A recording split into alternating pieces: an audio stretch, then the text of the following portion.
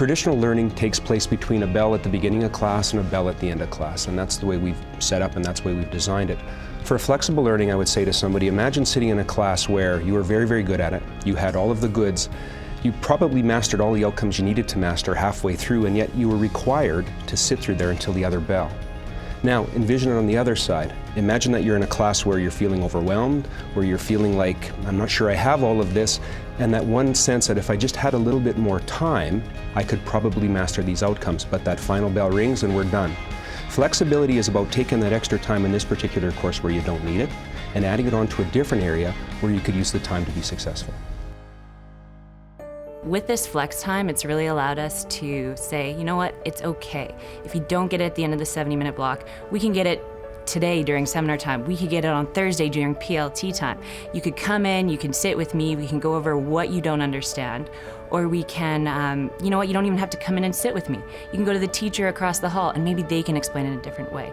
But it's okay if you don't get it in the 70-minute block. Instead of looking at the delivery to the whole class, you're looking at delivery to the individual. The student would see periods inserted into a timetable at key points throughout the semester where, on the one hand, when a report card is due or an assessment is due, we would find some time for kids to remediate and enrich at the end of a month, at the end of a semester, at the end of a year, where they could use that time to catch up to ensure they're feeling confident going into their final assessments.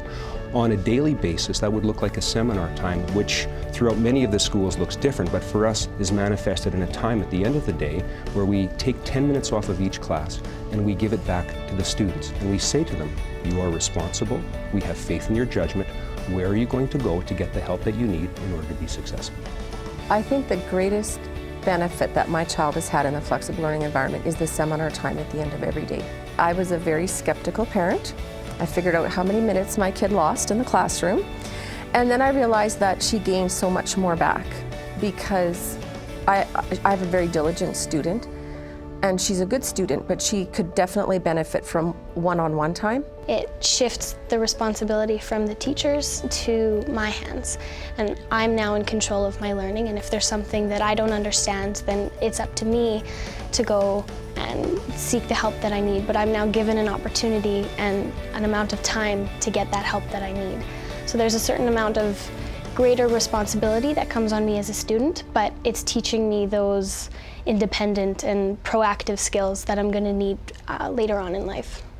It gets them starting to think about what they need or what they feel they need, and start, again, taking some responsibility for that, not waiting for the teacher to approach them and say, listen, I think you need some help with this, or you're not doing well in that.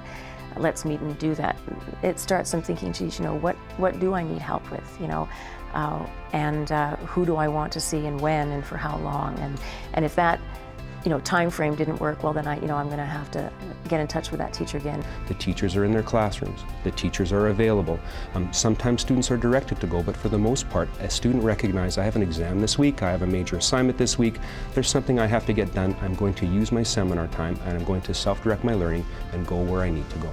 Having the time to sort of take control of my learning and sort of go where I want to go, because the time that we have isn't necessarily allotted to just one subject or one teacher. We can go and see as many or as little teachers as we want, covering all subjects as well. As soon as kids can see that they are the drivers in their education, they really have a sense of power over what they're doing, then they're way more inclined to be concerned about their education and really be active participants in it. We no longer are saying, you have to know this at the end of the 70-minute block, see you tomorrow.